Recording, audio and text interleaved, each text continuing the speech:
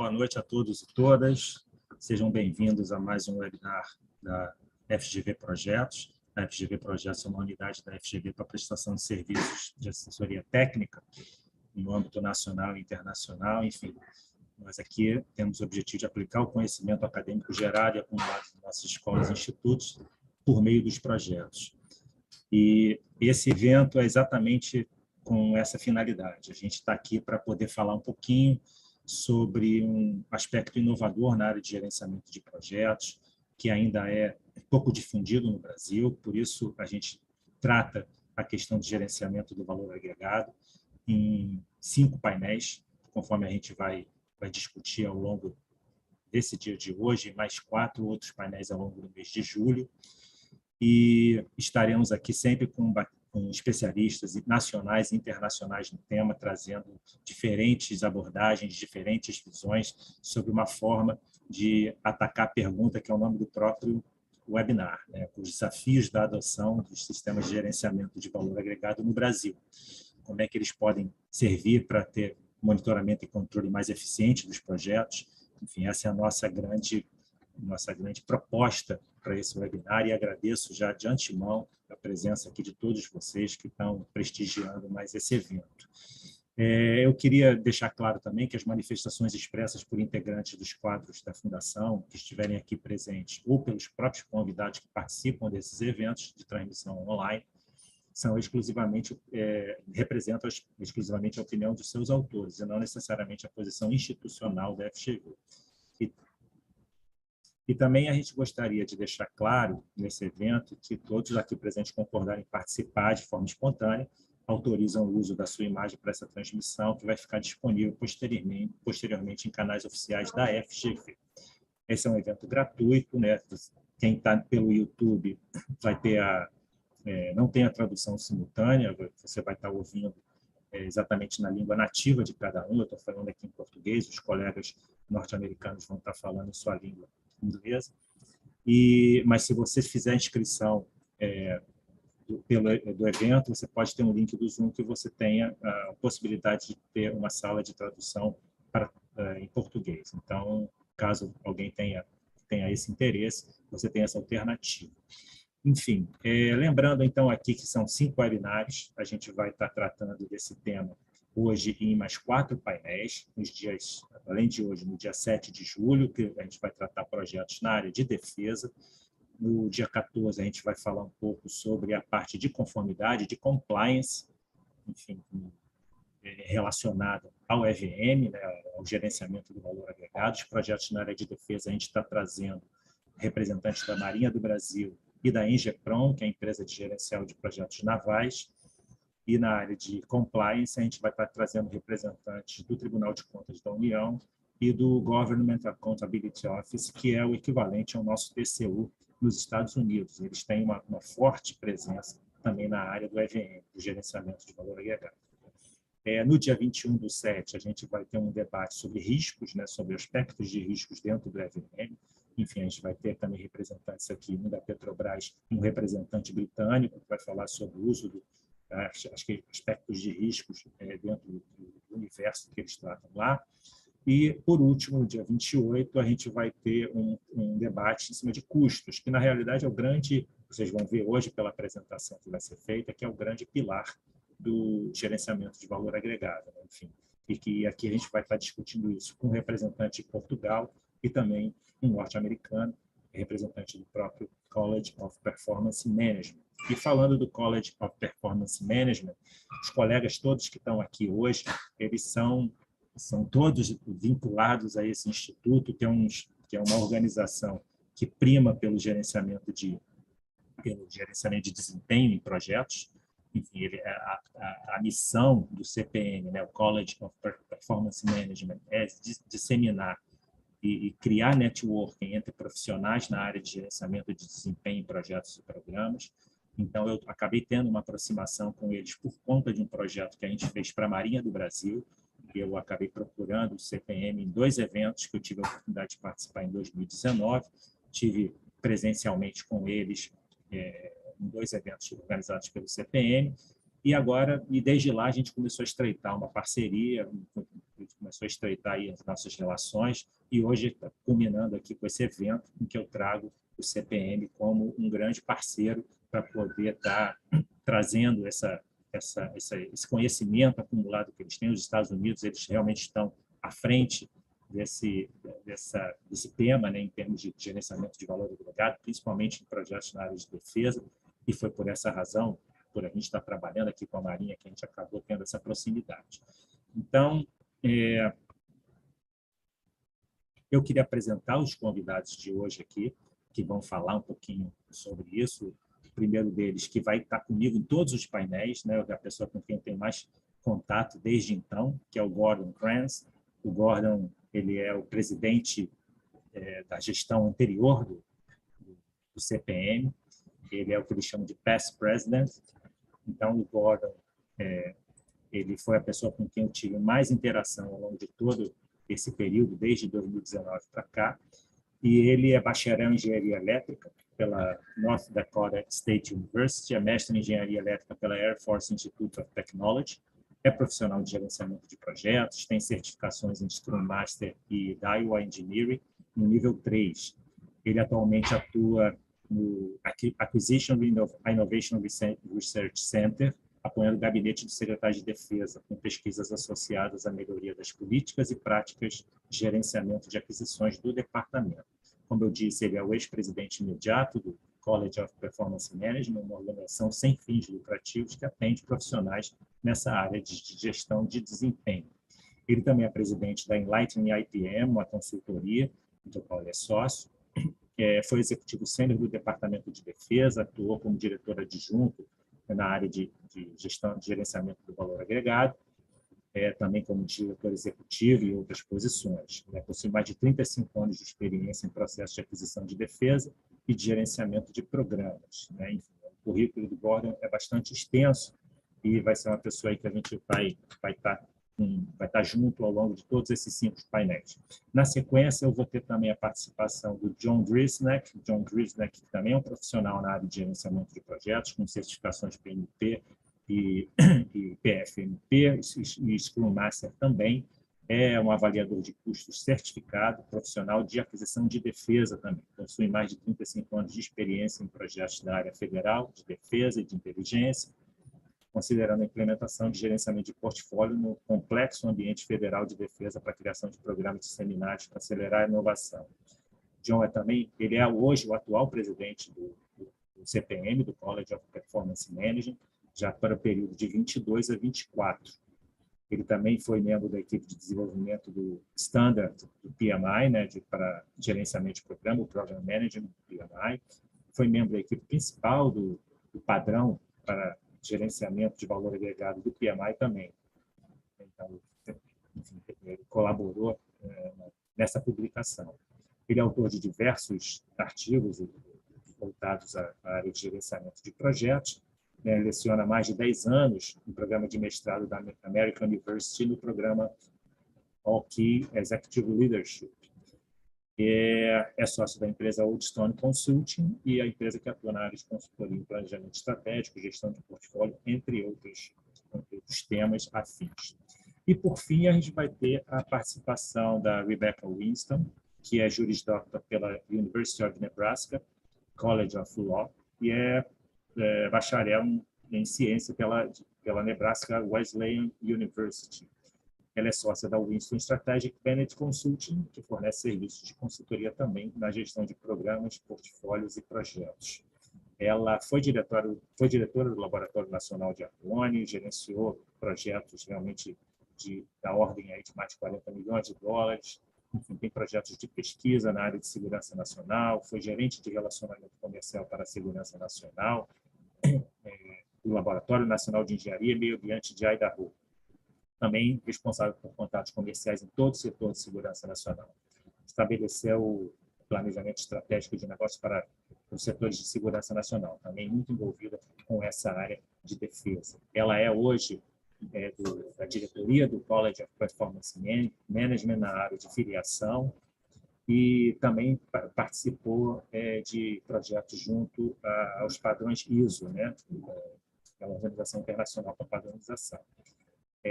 Enfim, também bastante experientes, enfim, pessoas que vão ter muito a colaborar, muito a trazer de experiência e troca conosco aqui nesse evento. Então, para sem mais delongas, eu queria passar a palavra para o Gordon Rance, para ele fazer suas saudações iniciais e começar a apresentação, em que ele vai poder abordar um pouquinho, dar uma visão geral do EVMS, ou seja, desses sistemas de gerenciamento do valor agregado e qual é o objetivo desse aspecto de gerenciamento que a gente está trazendo hoje aqui nesse evento.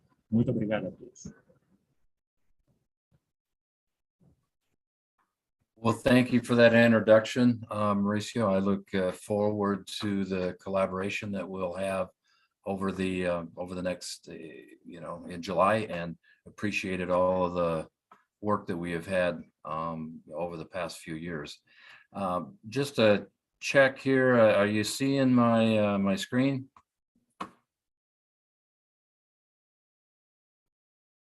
Are you able to? I think you. Are you seeing the big version of the PowerPoint pitch? Yeah, it's okay. Okay. All right. Good. So as Mauricio said, we've got a few topics to go over here. He had asked that we go over a quick overview of what EVM is all about, so that you had that context throughout July when we have these different sessions. And like, John, the president of CPM, will introduce you to the specifics of what CPM is all about, and then Becky will talk about membership and that sort of thing, and we'll definitely leave room for questions at the end. So if you feel compelled and you have a question during the presentation, go ahead and I guess raise your hand or whatever the protocol is for Zoom. Okay, so let's see. There we go. EVMS overview. So first of all, I wanted to go through, I think it's very important to understand that earned value management is a program management tool that provides the discipline for planning a project, tracking its progress, and then through the tracking of its progress, be able to make some decisions and adjust the future plan, and that sort of thing. And so we'll go through that in a bit more detail here. But the basis of earned value management is you have to establish an initial estimate of the program, estimate of cost, estimate of schedule, and it's based on that estimate that you then can collect progress in order to understand where you're at in terms of money. And then progress is tracked by collecting the value of the work accomplished. You'll see that that's called budgeted cost of work performed. It also tracks actual cost and compares that to the baseline plan that we had talked about, this initial estimate, which is the budgeted cost of work scheduled. So, what does that mean? So here's a graphic. Work breakdown structure is the WBS. That's essentially it's a description of what the work is, and decomposition of that work to a level that is allocatable to people within your organization to accomplish the work. There's an organization breakdown structure, which is really just your organization. It might be your engineering teams, your logistics teams, your system engineering teams, your finance teams, so that the organization structure, they receive work as allocated by the WBS, and then the folks responsible for the work will then sequence that work into an integrated master schedule. And so that's a fairly detailed, lengthy process to establish the initial performance measurement baseline. And from a time phasing of dollars, you can see that it sort of, you can see how that BCWS over time looks like that. The budget at complete is essentially what you expect the program to cost by the end. And you'll see on the next slide that that this is essentially the baseline that gets tracked against. So again, I've added some additional curves here, and I know it's kind of throwing a lot of information very quickly, but you know, here's that original budget at complete. They track actual cost here, this blue line. This is the original BCWS, which is the baseline. And then here is, you collect in terms of dollars progress. And so, for example, the cost variance at any point in time is the difference between your progress in terms of cost and how much you actually spent on getting that work accomplished. That variance is important to understand so that you can make some program decisions and update your plan accordingly, that sort of thing. The schedule variance then is again, it's still in terms of cost. So it's essentially the difference between what the work you were supposed to accomplish by this point in time as compared to the actual work that you were able to accomplish, again, in terms of cost. And so your schedule variance will be another dollar value that shows you and can help project out how long the program may take. And so then as you update your plan, typically you update the forecast, you don't necessarily update the baseline. This estimate to complete, which is the remaining estimate from your actuals, will contribute to a projection of that you're going to potentially cost. It's going to cost more by the time you finish, and at some point you can see also that it's likely going to take longer. But again, not expected that you're going to understand this in any level of detail, but rest assured that there's a fair bit of discipline and rigor associated with developing the plan and then tracking progress in a way that allows good decision making. The benefits of earned value management is it actually integrates. You know, we talked about the work breakdown structure. That's the technical description of the work. You predefine the work products and accomplishments.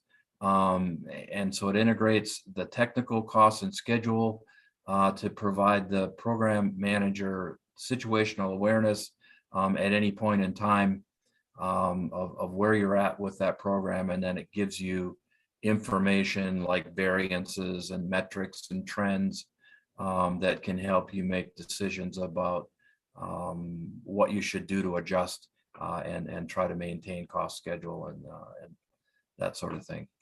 It provides early warning indicators when integrated with technical performance measures.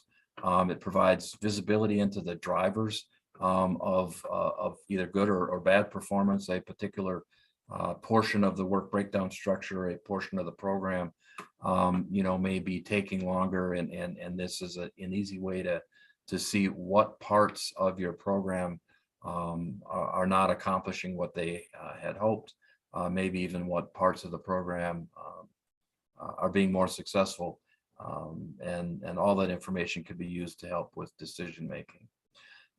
It provides objective data to support root cause analysis and corrective action.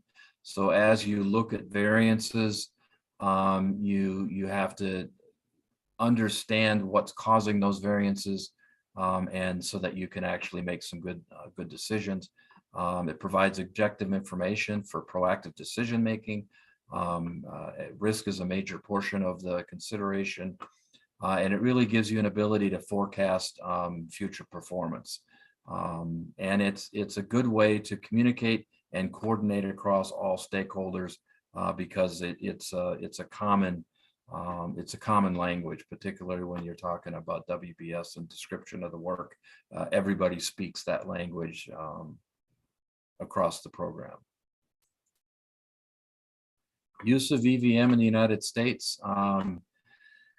So EVM is required on government development programs, not just defense, but across government. Work must be definable and measurable. At least in the Defense Department, we talk about a period of performance has to be longer than 18 months to have that additional rigor of EVM make sense. EVM reporting is standardized. We actually have what they call a data item description, which is essentially a template for what information needs to be in that monthly report. It describes progress. You are able to derive the EVM metrics and then identify the variances to baselines so that you can do root cause and make some and see if you need to adjust the plan or not. And the bottom line is it's to be used proactively to inform end of program costs and schedule accomplishments. The contractor EVM has all contractors have an EVM system, which is essentially the integration of a variety of accounting systems, the schedules, the WBS, and it's how that relationship is to work is described in a variety of standards, but the one the DoD is currently using is EIA standard 748. And I think that's the one that Mauricio is familiar with as well. So the next few slides we'll talk specifically about EIA standard, but as you'll see in John's pitch, CPM is not tied to any particular standard. It's a performance management organization. So there's 32 guidelines, and again, this is a lot of information. So I've got a slide on each one of these processes that I'll go through that talks to the fundamental program management purpose and that sort of thing of these aspects. From an organization, in the organization process, there's 5 guidelines that are represented, and it's one of the most important is to define the work scope to a level of detail that is allocatable to your organization, and that you can actually assign resources to that work, and that work gets assigned to the organization. So understanding what your organization looks like, what the responsibilities are, is important.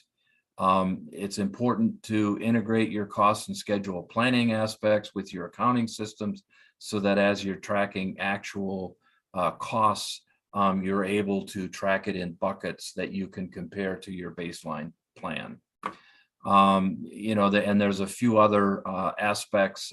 Overhead management is important, but the whole integration of the WBS and OBS, it creates control accounts, and there's typically a thing called a responsibility and accountability matrix that represents a very detailed look at the work scope and as it's mapped to who's going to do that work. So define and assign. The next 10 guidelines, I guess, is all about you've defined the work, you've estimated the work, but now you've got to sequence it. You've got to actually integrate it into a schedule. You've got to identify key deliverables and milestones that you build up to, and then through that process you get your time-phased budget that you incrementally then authorize work to be accomplished against, and you again define the details of that work down to control accounts and work packages. That's the EV part of it,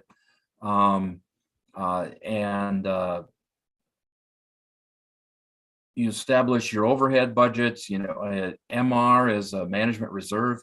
Typically you have a bit of budget associated with risk, and management reserve is there to address any risk that might surface, and it's budget that can be tapped into with program management decision. There's an undistributed budget, which is Sometimes there temporarily you might have an engineering change order, and the customer wants you to start work on it.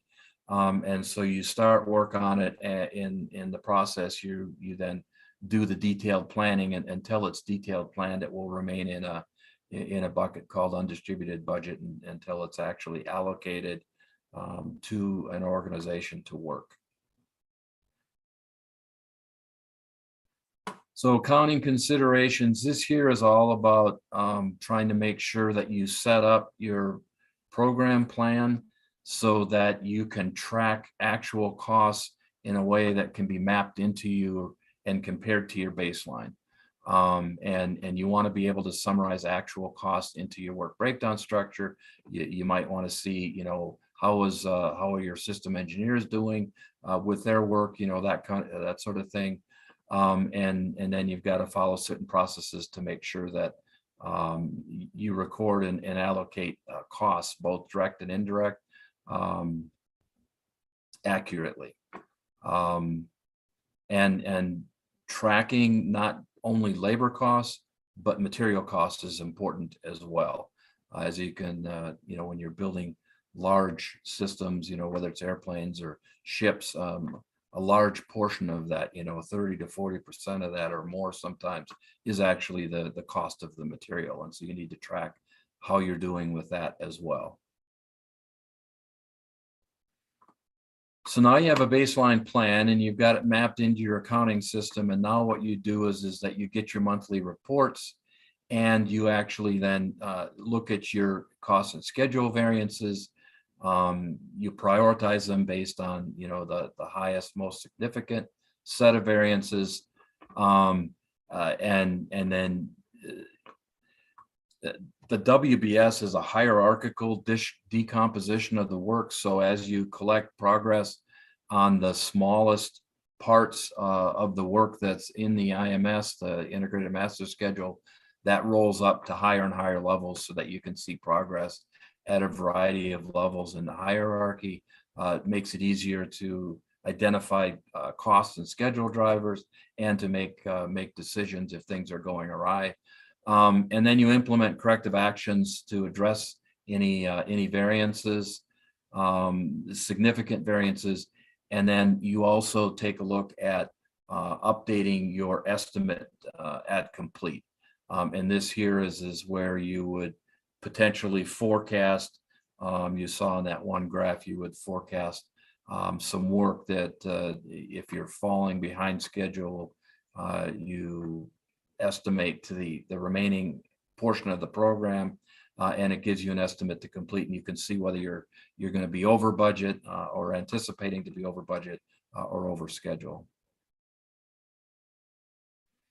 And then, if you do decide to make a change to the plan, it's got to be done in a disciplined fashion, right? There's configuration management practices that make sure that you update your plan and document it accordingly. It's not just baseline changes.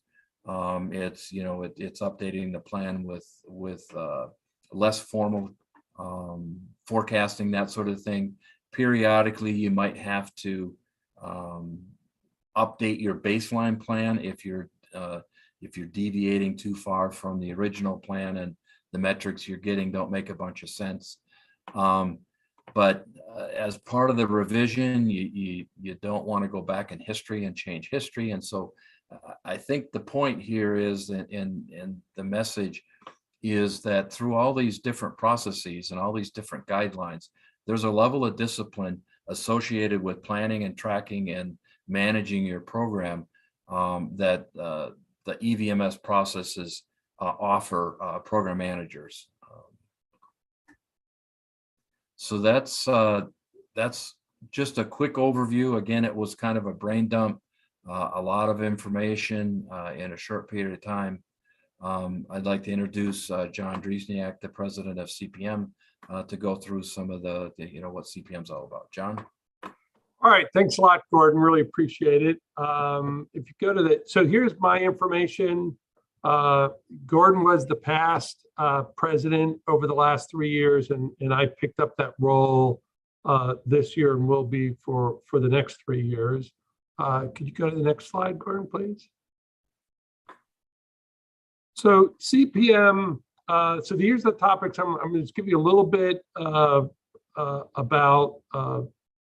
our roles in those kind of things, and maybe some opportunities, a little introduction to CPM, and then Becky Winston, our Vice President for Membership, is going to give you a little bit of an overview of being a member, what those benefits are, and some volunteer opportunities, because we do consider ourselves an international organization, and I'll talk about that a little bit more when I go through this. Could you go to the next slide, please?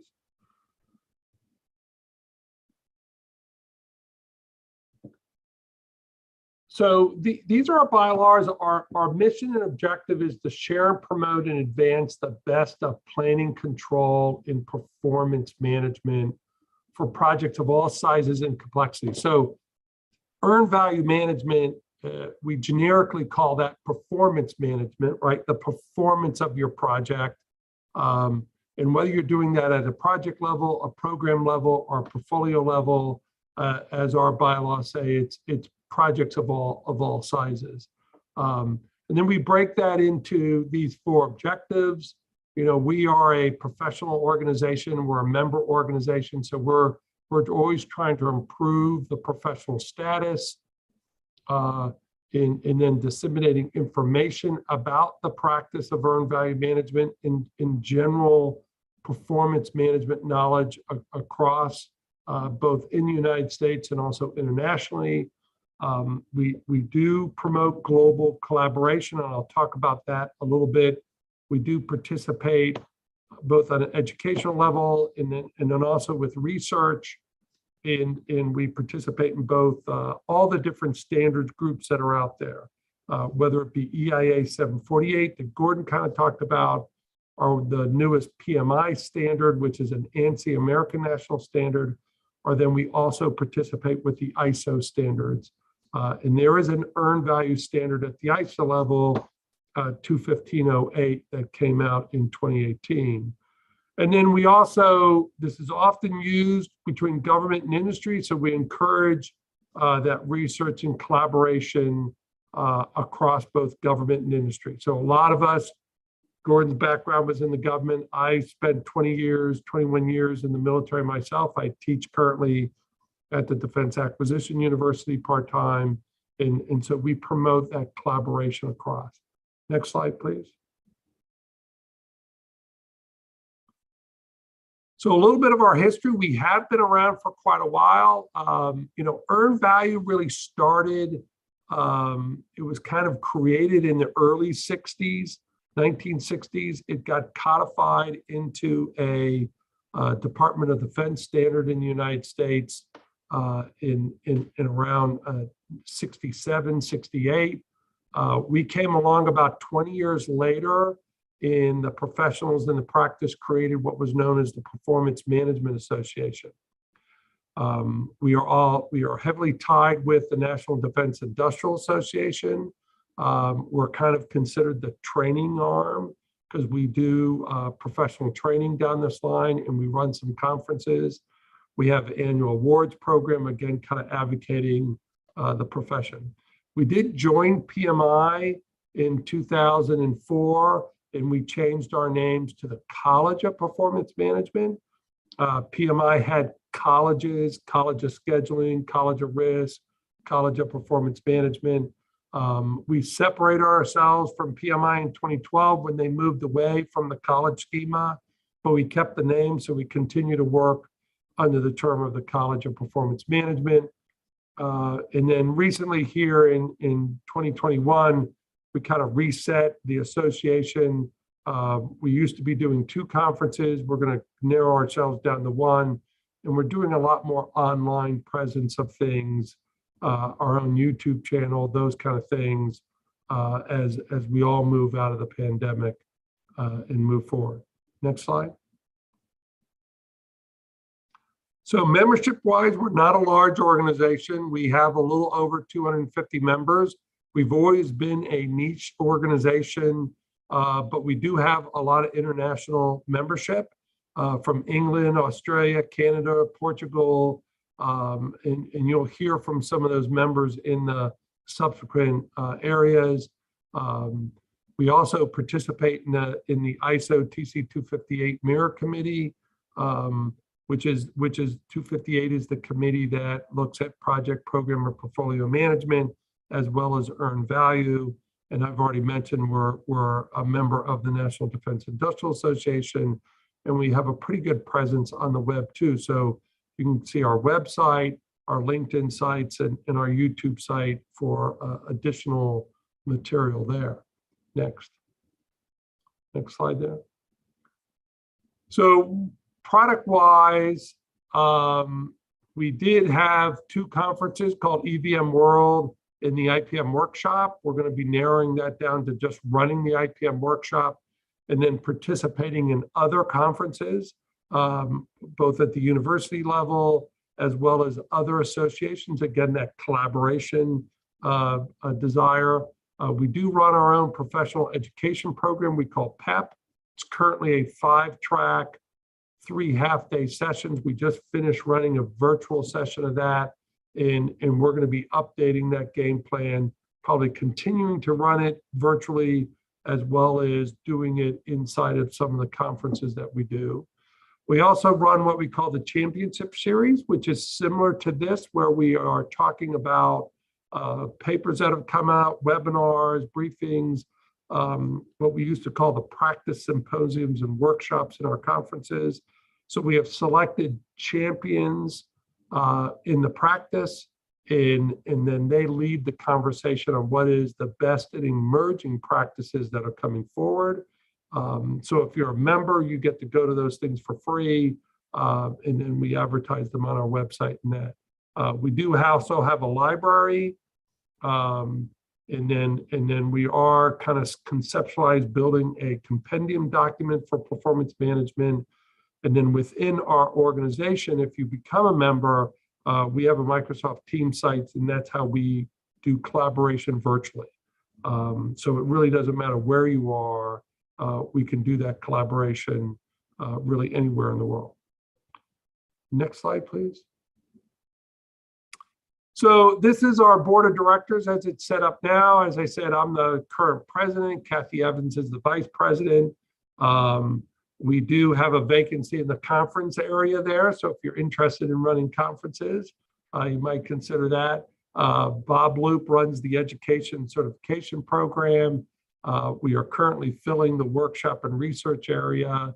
That should be filled here pretty soon.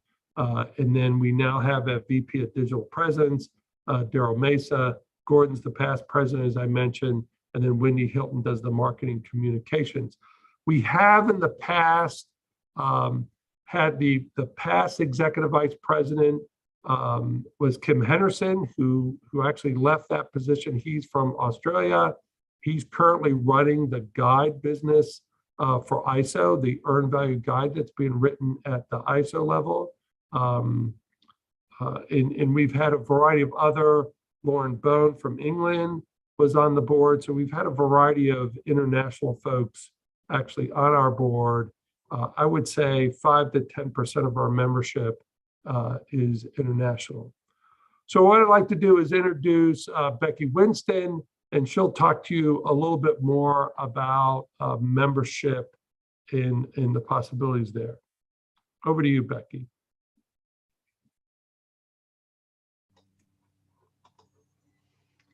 Thank you, John. I'm going to try not to repeat anything that John said. If I do, I apologize, but thank you all for attending and listening to this presentation. Just a brief overview for membership. On this slide is the site you can go to. You click on the membership and you can select Join Now. We'd love it if you would. The next item is the different types of membership that we have available. We have general, government, retiree, and student. You select the one that fits you best. There are reduced rates for government, retirees, and students. Once you've selected your membership type, fill out the membership form that allows us to track you, to track all the education events you attend, or any of the presentations that we have. Next slide. These are just a few of the membership benefits. Discount rates for our workshops, events, and other activities, or they're free in some instances. Access to the material, as John stated, and to the team site. Various professional education programs and certification offerings. The YouTube channel and various posted materials. Various webinars that we hold, the Earned Value Management Library access you'll have. You'll be able to volunteer for several opportunities that we have currently and those that we're exploring. And then probably most important to many professionals is the chance to network with other people who are interested in the same area as you are, in this case, performance management, performance measurement. Next slide. John mentioned the volunteer opportunities. Each one of those VPs that he showed are looking for volunteers to help them span the various activities that they're trying to engage in.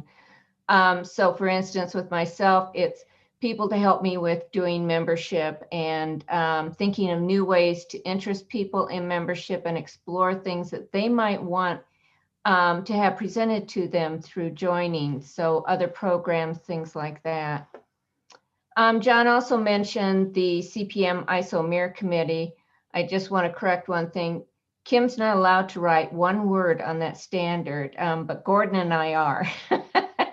Gordon and I have been heavily invested in writing that implementation guide, and I was vested in writing the guidance standard for EVM.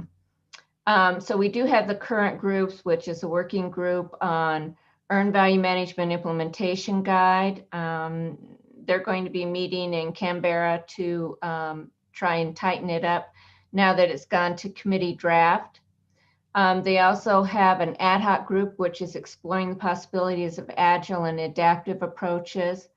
And we really do need people who have a good feel for that. There's a couple of us from CPM serving on that particular group, but it really needs to have more and varied experiences in using agile and adaptive approaches. Then there is the ad hoc group 13, which is studying the need for management system standard and project management. You'd be aware of what a MSS is if you've had to do any certification for ISO 9000. So all of these things are going on, and they're also looking for other types of things to put into standards or to try and key off other standards that exist. And John mentioned the position that we have on the CPM board, and we'll be issuing a notice for those positions that are going to be coming up for election for this next coming year. So there are plenty of opportunities for people to get involved, whether you're looking to help other people explore things in the project and program or even portfolio area in regard to performance management, as well as trying to find ways to build your CV or to network at a level with people who have achieved a certain status within their professional development and can serve as mentors. I can tell you that I certainly benefited from experienced mentors throughout my career. And I believe that's it. Oh, the benefits, sorry. I also had benefits, but that's fine, go ahead. So we do have a couple of questions here, and I see that John did answer one of them. I'd like to add to that. I think even more importantly, it's the engineering community that create the plan. You know, the cost schedule guys are, you know, they know the mechanics of how to form dependencies and how to make the schedule tell you what you want it to tell you, but the actual technical work, whether it's hardware or software or systems engineering or logistics, it's the technical team that creates the plan. So it is correct to say that every product, you know, that as part of the systems engineering approach, they're taught to figure out how to plan, estimate cost, plan it out, create a schedule. Yeah, so none of this works without the engineering community. So there was a question, one of the first questions, I don't know if it's still there. I don't. Yeah. Eu What was that? vou traduzir aqui, Gordon. Vou fazer a questão em português. Essa primeira pergunta que você acabou de responder foi do Tiago Nascimento, só para a gente registrar. Então, todas as pessoas aqui que estão assistindo, que quiserem deixar alguma pergunta aqui no Perguntas e Respostas, né, no Q&A que a gente tem aqui na plataforma do Zoom, fiquem à vontade, que a gente agora vai começar esse debate aqui em cima do que foi apresentado, né? O Gordon primeiro apresentou uma visão geral do EVMS, né? Enfim, em cima da norma EIA-748. Como ele falou, o CPM ele não tem uma vinculação direta à EIA-748, na realidade ele é uma instituição, uma organização voltada a gerenciamento de desempenho e que também trata de questões relativas a essa norma, a EIA-748, que é uma norma que ele apresentou aqui, que vocês viram, né? Ela tem 5 grandes categorias e 32 diretrizes, como ele apresentou num dos slides. E cada categoria dessa ela tem um foco principal para poder organizar o trabalho, organizar o projeto ou o programa, para que ele seja gerenciado de uma forma mais eficiente. Então, quer dizer, essa é a grande questão. Eu até aproveito essa abordagem, né, ainda que depois o John e a Rebeca foram falando um pouquinho mais da missão do CPM, mas eu queria voltar lá no início em relação à visão geral que o Gordon fez sobre o EVMS. E eu pergunto, Gordon, enfim, a gente sabe que muitas das práticas que estão ali dispostas nas 5 categorias e nas 32 diretrizes, para quem é da área de gerenciamento de projetos, são práticas conhecidas, né? Enfim, muitas delas são práticas conhecidas. Aí tem a questão, o cerne da questão, né? A questão principal, que é a avaliação do valor agregado em cima de custos, como você mostrou. Enfim, você tem 3 curvas, né? E não só a curva do realizado e a curva do planejado, mas você adiciona uma terceira curva, que é a curva do agregado. Então, a minha primeira pergunta para você qual é a grande, assim, como é que você explica a grande arte do EVMS como norma, né? Da forma como ele organizou todas essas práticas que, de certa forma, grande parte dos profissionais de gerenciamento de projetos conhece, mas foi organizada na norma de uma forma a realmente torná-la uma ferramenta que dá mais essa eficiência ao monitoramento de projetos, como a gente viu, né? Já vi ao longo dos anos, principalmente em países como os Estados Unidos, e a gente vê na prática quando a gente começa a adotar em alguns projetos por aqui. Queria que você falasse um pouquinho disso. Sure, I can. I'll say a bit about it, and then I think that John and Becky also have opinions here as well. So let's see. I'll see if I can't answer the question as far as the art of it. The key is to get an estimate. Get your technical team to provide an estimate and a technical plan that projects out how you think the project is going to play out. And each piece of work is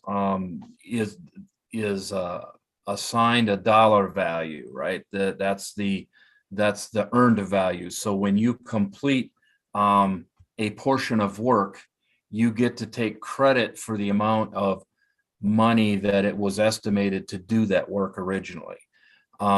And so how the technical guys, let's say you say it's going to be $1,000 to do a trade study, right? So that's the estimate of the work. And so once you complete that trade study, you will get in performance, the BCW pay, you'll get that $1,000 worth of credit towards your that you can then build up, and that's your dollar value BCWP. But the trade study has to have met its original objectives. So before you do that trade study, you say, I'm trying to make this decision or that decision, and we're going to do the following things. And if you're not done with that trade study till you've answered the question that it's trying to answer. And so the technical performance, the percent complete you take, is independent of how much money you've spent. You don't just say, hey, I've spent 1,000, so I'm done. You have to complete the actual technical objective and continue spending until you're done with that objective. And then you'll compare your actuals to what you had estimated it to be. And then you'll see a variance associated with that. John, do you want to add to that? I think there was a question out there that actually kind of related to this, that asked about, do you always have to dollarize everything? And the answer to that is no, you don't. I mean, typically we do, because that's the common denominator we can put across everything. But if you're in a particular work package, and you're managing that work package and you're doing however number, yards of concrete, you're a foreman on a construction job, right? You could do measuring by how many yards of concrete did you pour today, right? You had a plan to do, 20 yards of concrete a day. And then, did you accomplish that 20 yards of concrete? Because we usually in earned value will come out with schedule in cost variances. We could call the cost variance a value variance for whatever value we're measuring it. Cost is the easiest thing to come back to because, you have lumber, you have concrete, you have siding, you can always bring it all back to cost. And so that's why it tends to be that way. Becky, did you have anything else to add to that? The only thing that I would add is, while all of that is true, make sure that you're using your earned value management system to initiate various conversations with your technical team. If you're not using it as a means to communicate, then you're not getting the information you need to insert into your earned value management system. And you're also not gathering the information that you need to speak to your senior and executive management staff. So your system is just a tool, and what you put in it is just information. You need to use it through the communication that you do with your team and your executive management. Thank you. Outra coisa que eu gostaria de perguntar, então, obrigado pelas respostas. Outra coisa que eu gostaria de perguntar é sobre a curva, a própria criação da curva do valor agregado. Enfim, eu gostaria de poder entender com vocês, que vocês pudessem explicar para a nossa audiência aqui.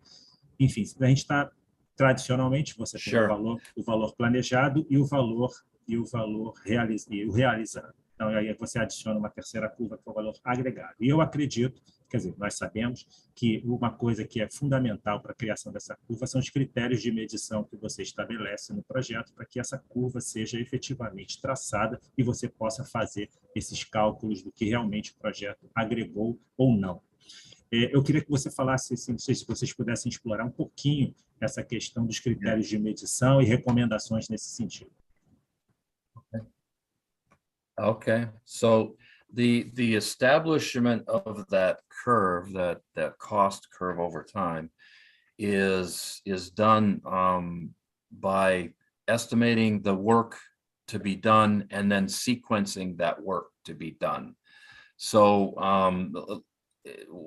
let's say you have 5 steps in a process to build something, and you're in the middle, somewhere. So step 1, is estimated to cost $100. Step 2 is estimated to cost $300. Step 4, on and on, right? And let's say that step then has to be sequenced, and they're sequenced one right after another. The distribution of costs then is associated with where in time that work is to be done. So that step 1, if it's to be done over the next week, well then, that $100 will be distributed over that week. And then, the dependencies will form when the other work needs to be done. And then that's where you get your distribution, is the cost you've estimated for the work mapped to the schedule and then that cost gets built into into that time sequence, and then you roll all and obviously this is very complex, multiple layers of the WBS. That one single line is the whole program view.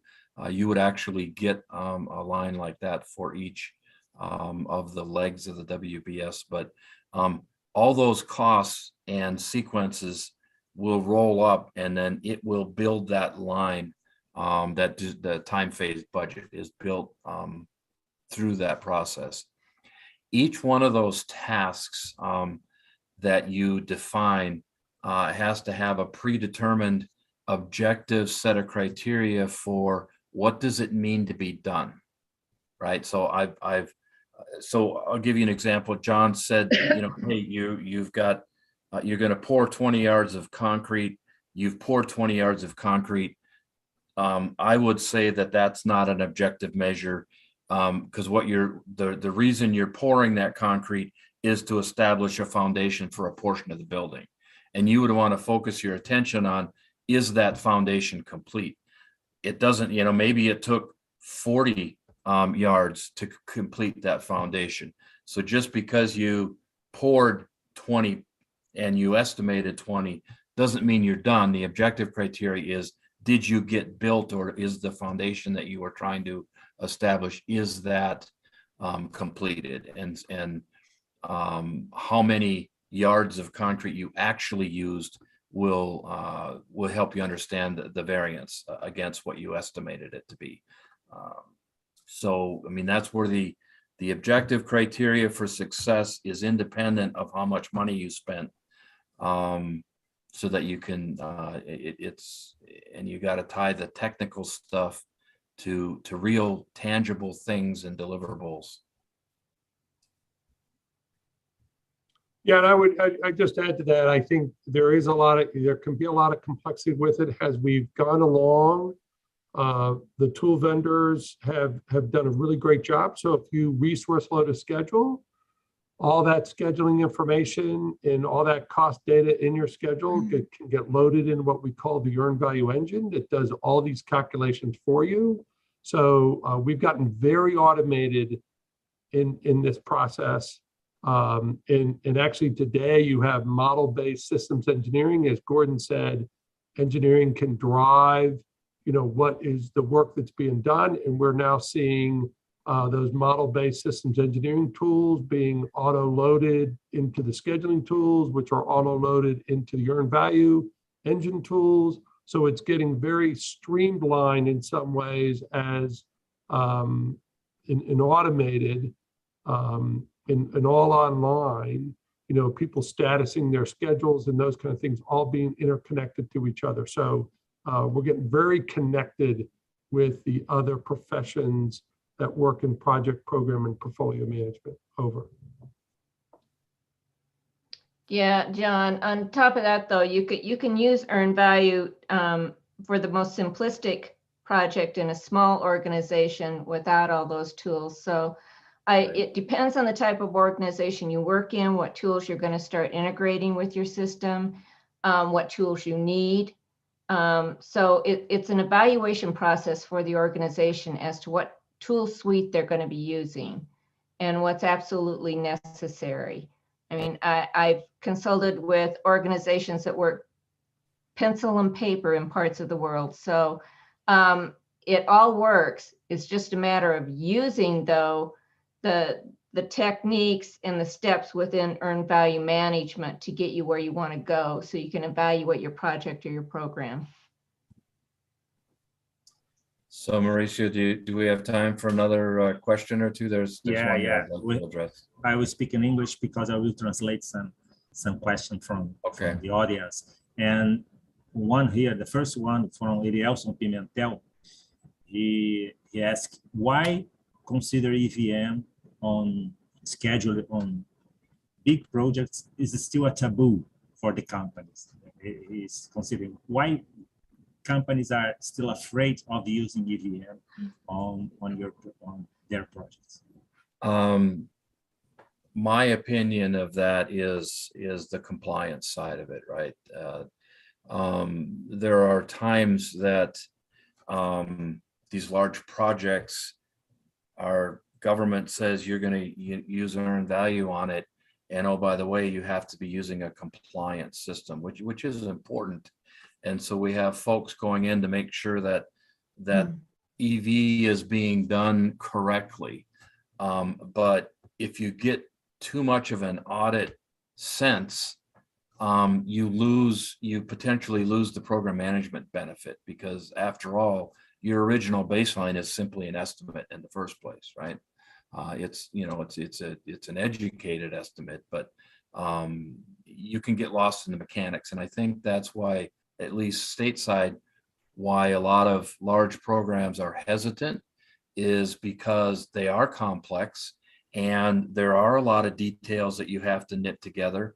And at any instant in time, everything's not going to tie out, but that doesn't mean you're not managing your program. But if a compliance team comes in and sees that, they're going to raise some attention that maybe you don't need. So that the fear is, my opinion, from the compliance side. Sim, ok. A gente tem aqui algumas perguntas aqui de outros colegas. Sim, nós temos algumas perguntas.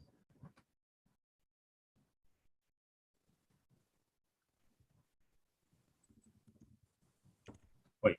A gente ainda tem algumas perguntas aqui de alguns colegas que o John está respondendo aqui diretamente, está digitando e está respondendo diretamente aos colegas. Perguntas aqui do Washington, perguntas do Paulo André, e já foram respondidas aqui diretamente pelo John, digitando aqui.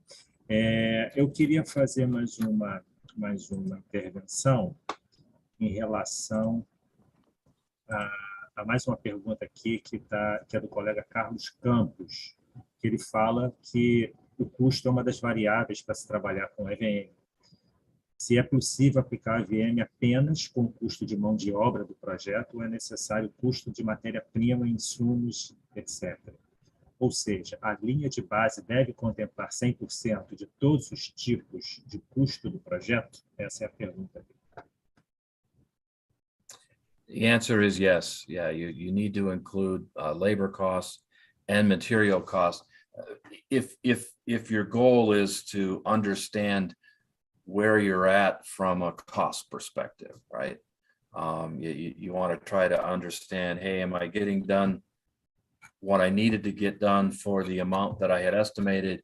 And if not, what is it going to cost me to complete? So the ideal is that it represents all the costs. Yeah, and I'll just say that's a tradition that we have in the United States, especially in the government contracts, because the government's interested in the total cost, and that's a risk there. I think in other industries where maybe the government isn't involved and you're using earned value for yourself to help manage a project, these are choices you're going to have to make. I know I have a brother-in-law that's in construction, and when he looks at the foreman and how he manages his foremen that are overseeing the work, they don't really have that much control over material costs and those kind of things. So he manages them on labor costs only. And so there are different ways that you can set this up.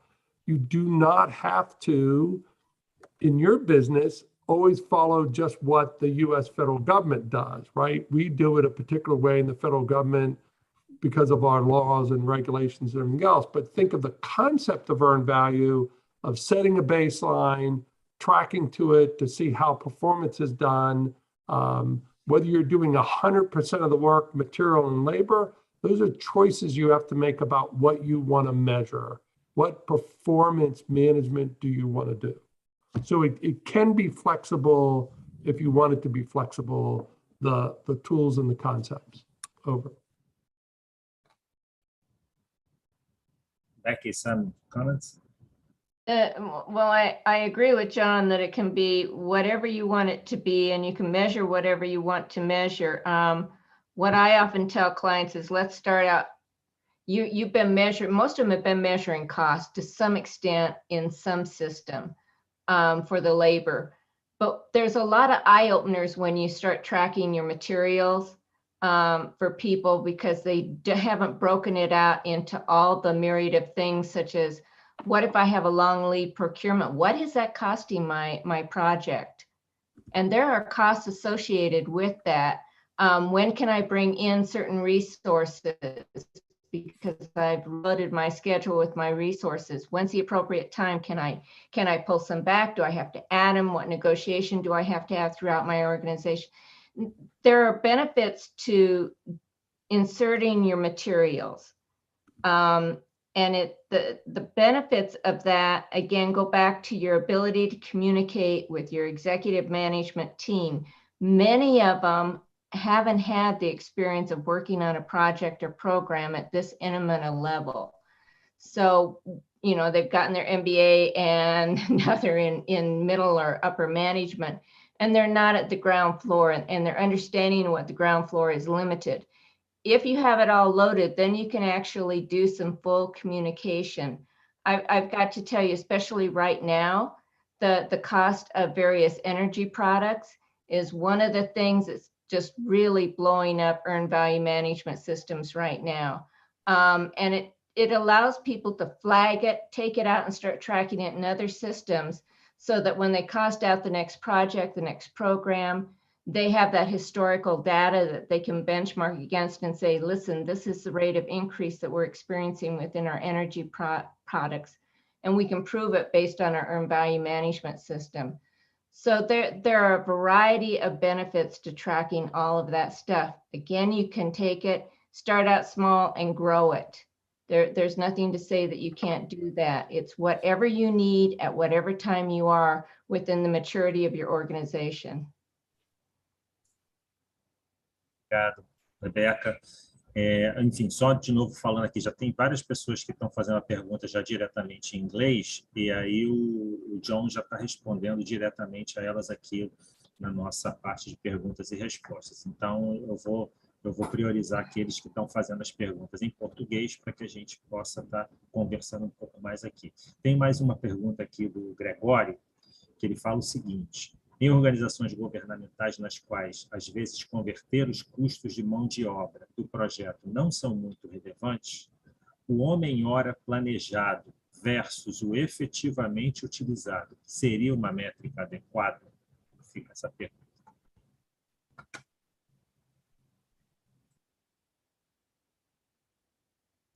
So, depends.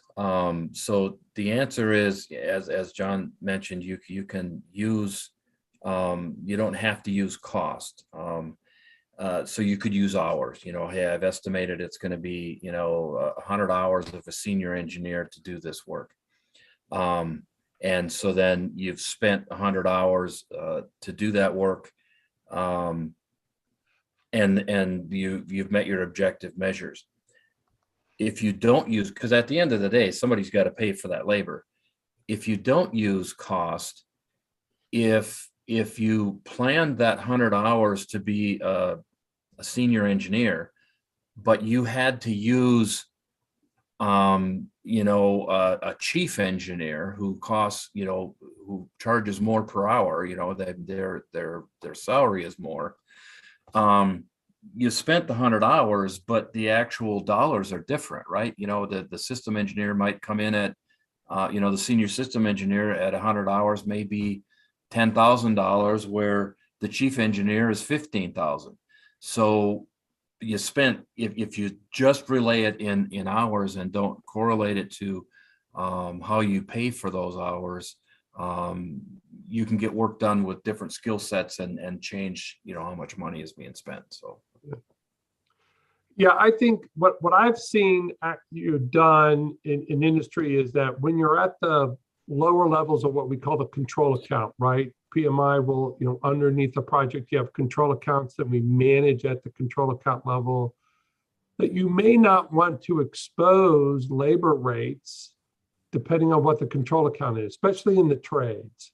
And so foremen are given the hours, but as Gordon's saying, when you move up at the management level above the foreman, those things are getting dollarized so people can see, hours that were allocated to a lower level job category, labor category, maybe we're doing with a higher level labor category. So the systems are typically sophisticated enough to be able to do those things. But I've seen it also in development contracts where a lot of people are teaming together, that people don't want to expose rates. And so they work on hours to begin with, or they do average hour rates, and the average rates are adjusted over time, but no one really knows what anybody works. So there is flexibility in the process. You can kind of work that out. If you don't want to use the actual labor rates, it's just a good idea at the end, your system's able to get back to the actual real costs. So senior management can see what those real costs are going to be over.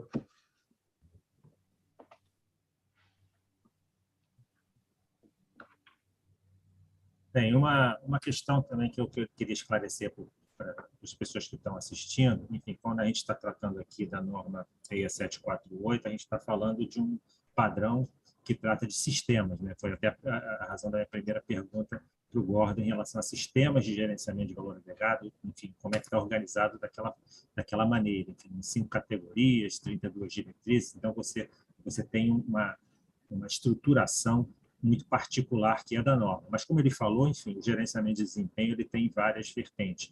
A ISO 21508, ela foi publicada em 2018, ela não aborda o sistema, né, os sistemas de gerenciamento de valor agregado, mas ela fala de gerenciamento de valor agregado particularmente.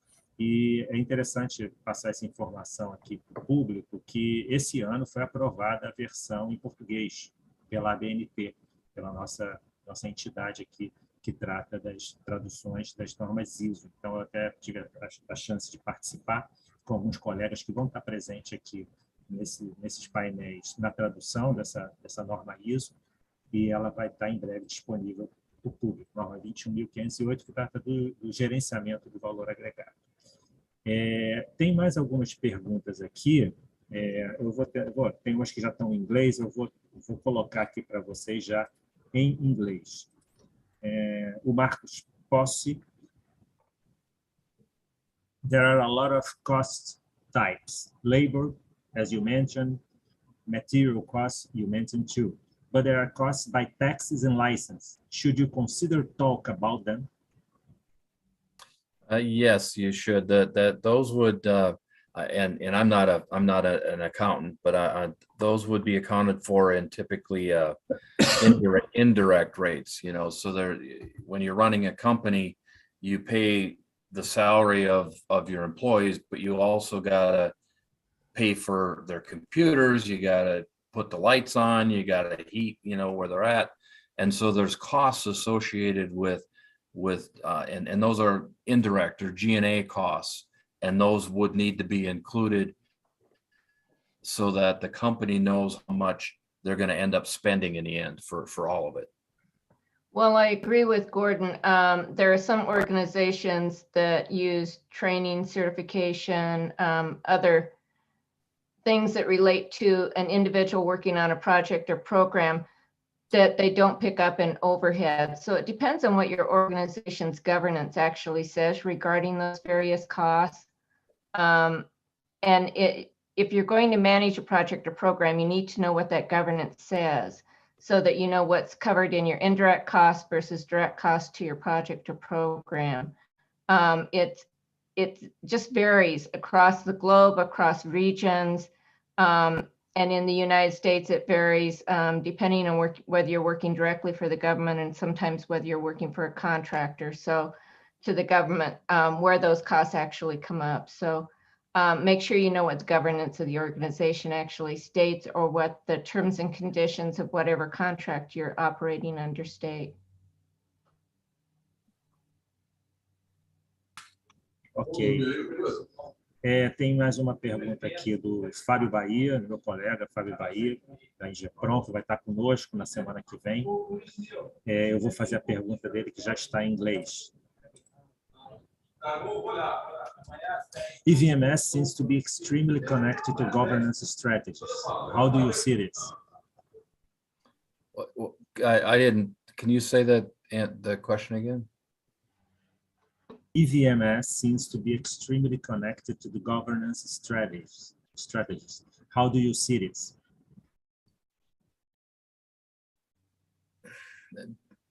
Becky, do you want to take that one? Sure.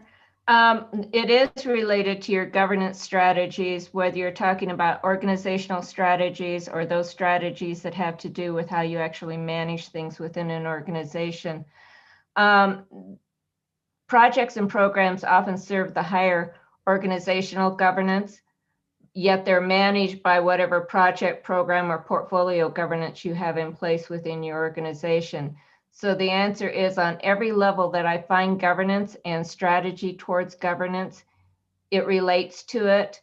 Again, I can only state the terms that you need to be familiar with your governance. You need to be familiar with the strategies of your organization, and you need to be familiar, for working under a contract, what those terms and conditions are, because they're reflective of the customer's strategies. And they're also reflective of the customer's project and program governance. It all plays into how that earned value management system is going to relate to how you discuss things with those stakeholders. So the earned value management system is going to have to match what those individuals need and want.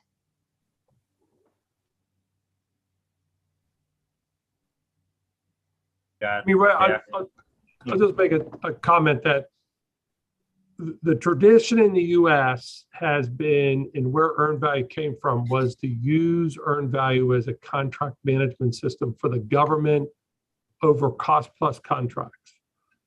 I would say that in the last 20 years, the world is picking up. As someone just says, you know, Portugal's got it, Australia's got a standard, PMI's built an ANSI standard.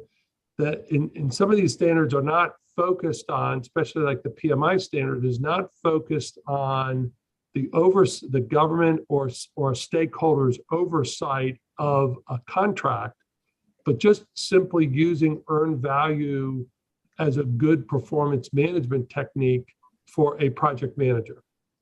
And so it doesn't always have to be oversight or governance from one entity to another. It can just be a good tool to use to manage your project, whether no one's forcing you to do it.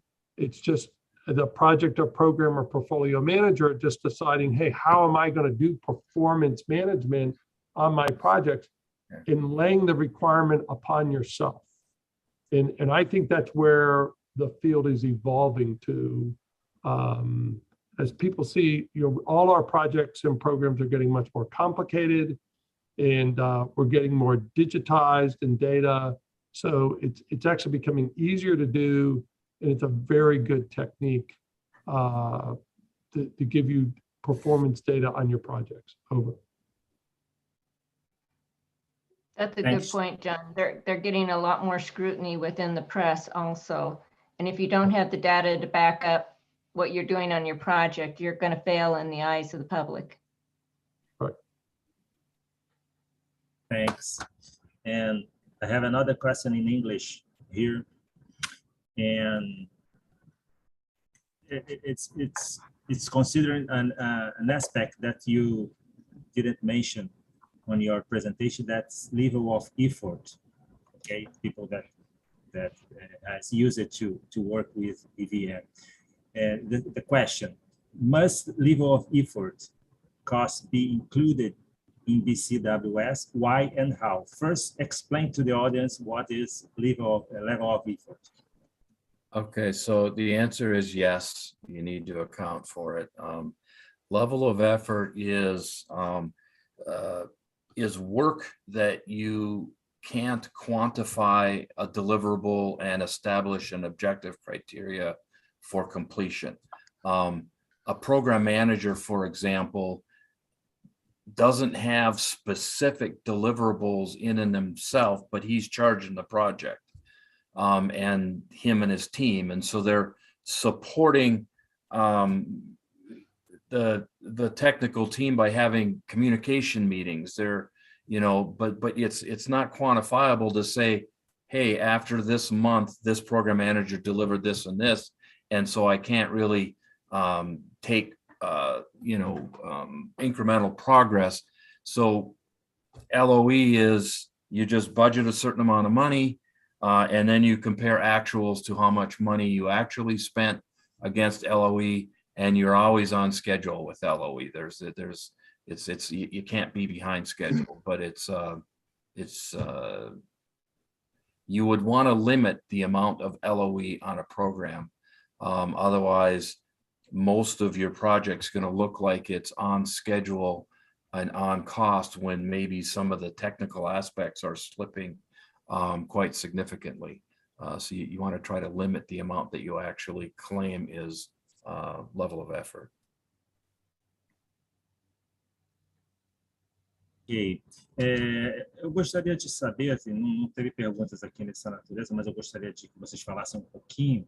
Eu sei que vocês falaram do PEP, né,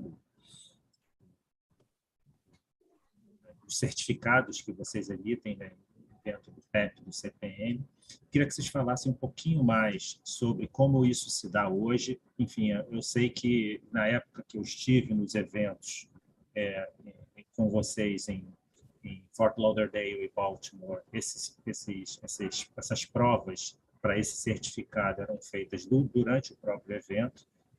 Você fazia uma preparação e fazia a prova lá, mas hoje acredito que o CPM já tenha, depois da pandemia, já tenha uma nova estrutura de exames. Eu queria que vocês falassem um pouquinho desses certificados, como é que isso se dá, como é que são outros certificados que o CPM oferece, acho que as pessoas terem ideia aí também dessa natureza. John, why don't you take this? Yeah, why don't I take? Yeah, so what we did in this last year is we broke the PEP training up into, we still kept the 5 tracks. The 5 tracks, typically there are 5 or 6 1-hour to hour-and-a-half courses within a track. They were done over 3 half days in a virtual environment, like on Zoom. We used our Teams, our Microsoft Teams system to do that.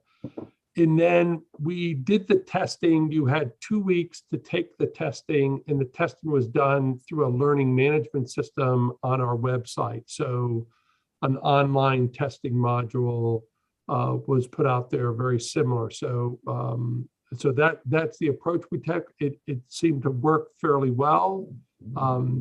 I'll admit we went through like 3 different learning management systems, but I think we've settled down on one. We're all learning in this virtual environment.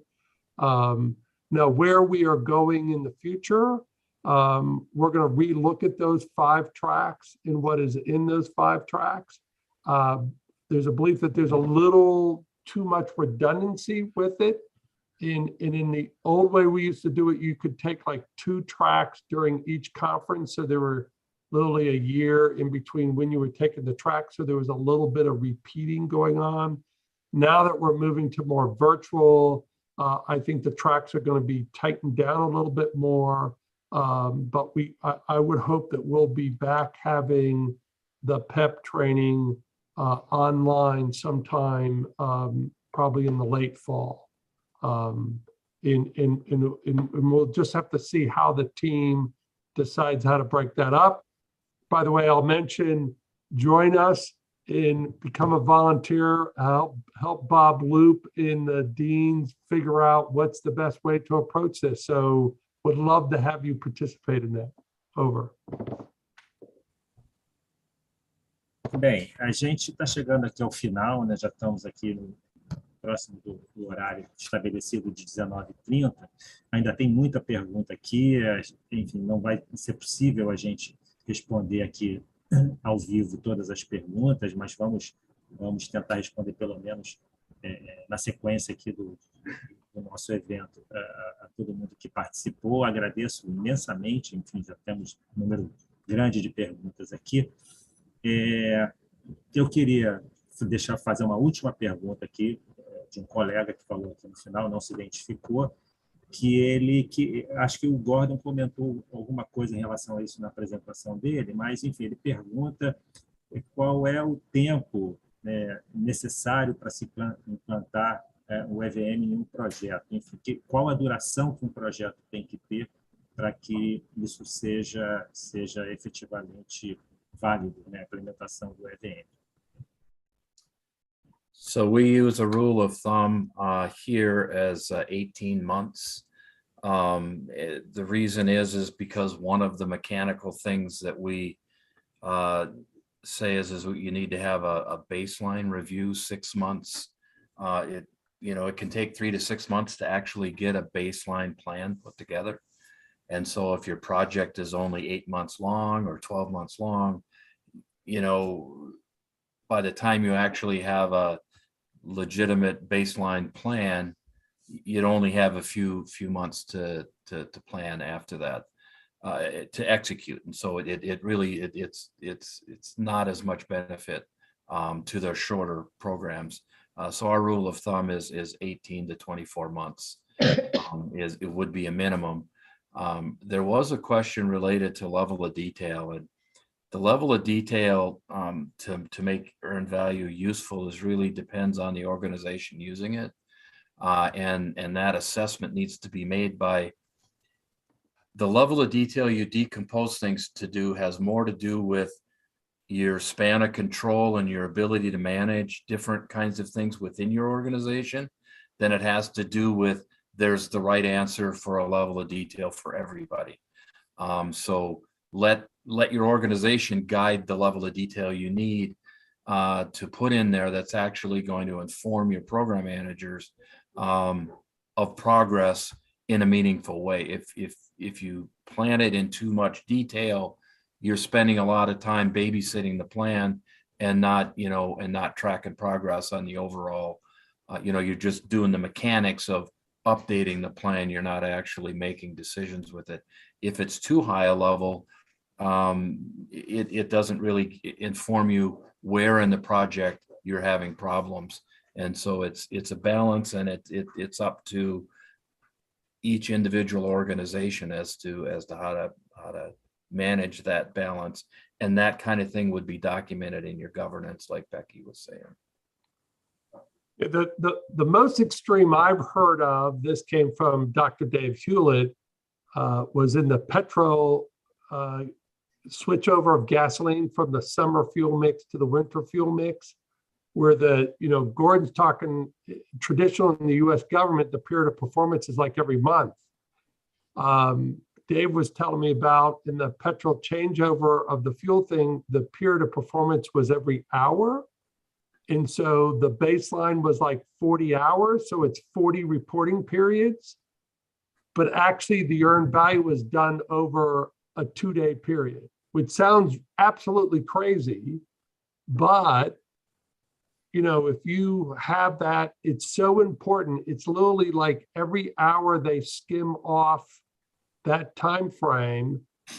Dave was telling me, they save like $500,000 or something. So it goes back to, it depends about the project. Traditionally, what we do in the US is monthly or during the accounting period. But what's the nature of your work? There's more software that's being done on a weekly basis with agile, scrum stuff. And so you have to think outside the box about the period of performance. And so the tradition has been monthly, but I think the world's speeding up a little bit.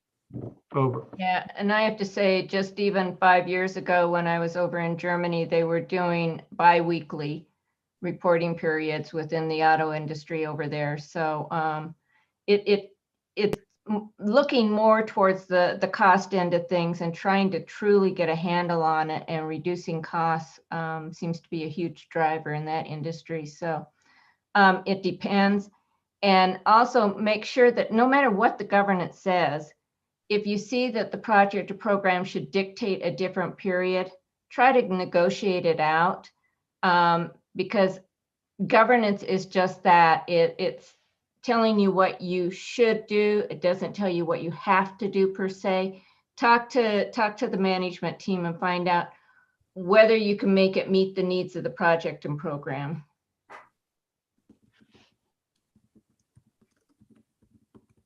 Bem, então chegamos aqui ao horário estabelecido aqui para o final do nosso evento. Eu queria agradecer imensamente a todos que estiveram, todos e todas que estiveram aqui com a gente, um número grande de participantes, todos que deixaram suas perguntas. Eu vi perguntas aqui do Rodrigo Gandra, colega também que já trabalhou comigo, que eu acabei não podendo fazer a pergunta dele, mas eu acho que o John respondeu várias delas diretamente. Agradeço o interesse de vocês, agradeço essa busca pelo conhecimento em cima de um tema que nós aqui da FGV Projetos julgamos tão importante, que é o EVM, ou o gerenciamento de valor agregado. Queria agradecer imensamente ao Gordon, ao John e à Rebecca por estarem aqui, enfim, por dividirem o conhecimento e a experiência deles com a gente. Enfim, estaremos juntos, ainda está só começando essa série de webinars aí que a gente está organizando. Semana que vem a gente vai ter a discussão do EVM em cima de projetos na área de defesa. A gente vai trazer aqui, pelo lado brasileiro, vamos trazer o Fábio Bahia, que é gerente responsável pelo PMO da Ingepron. A Ingepron é a empresa gerencial de projetos navais, que gerencia os contratos de aquisição da Marinha do Brasil. Vamos também ter aqui a Paula Brum, que é a responsável em processos de aquisição da Marinha, e voltada a aspectos de EVM, né, desde que nós todos juntos começamos a implementar os projetos de EVM na Marinha do Brasil.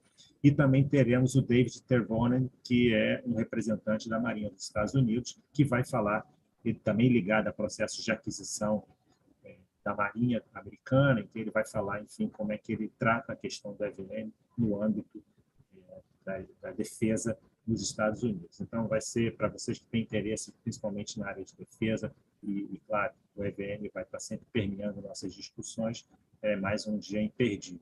Então, fica mais, de novo, meu agradecimento. Gordon, John, Beck, muito obrigado. A todos os colegas que nos deram suporte. Thank you for the opportunity. A todos os colegas que nos deram suporte e, enfim, deixo vocês com as considerações finais para a gente encerrar o evento. Yeah, thank you for the opportunity. It's appreciate the fact that we had, I think it was 138 or more at some point. And we look forward to continue to support these series over the next month and see where that goes. So, John? Yeah, the same. We really appreciate it. We love to collaborate with people, and we look forward to the further events. And I think you're in good hands with Gordon in setting this up. So we look forward to it. Thank you. Becky, you got anything? I just thank you so much for the opportunity to speak with you. And if you have other questions, you've got John's email. All of us are reachable by the CPM site that I put on my slides. So please feel free to contact us if you have other questions or something that we may be able to direct you to other information. Thank you. Só para informação, nós vamos depois disponibilizar a apresentação para vocês, né? Enfim, vocês vão ter todos os contatos que foram colocados aqui. Tá? E só lembrando também que no evento da semana que vem, a gente vai estar lançando uma publicação aqui da FGV Projetos que trata exatamente do estudo de caso da Marinha do Brasil e de como a gente, junto com a Marinha, a gente promoveu a adoção do FMS, né, do Sistemas de Gerenciamento de Valor Agregado, para a aquisição das fragatas classe Tamandaré, que foi um projeto pioneiro aí nesse sentido da adoção da Norma EIA-748. Então, a gente vai estar lançando essa publicação na semana que vem. Muito obrigado a todos.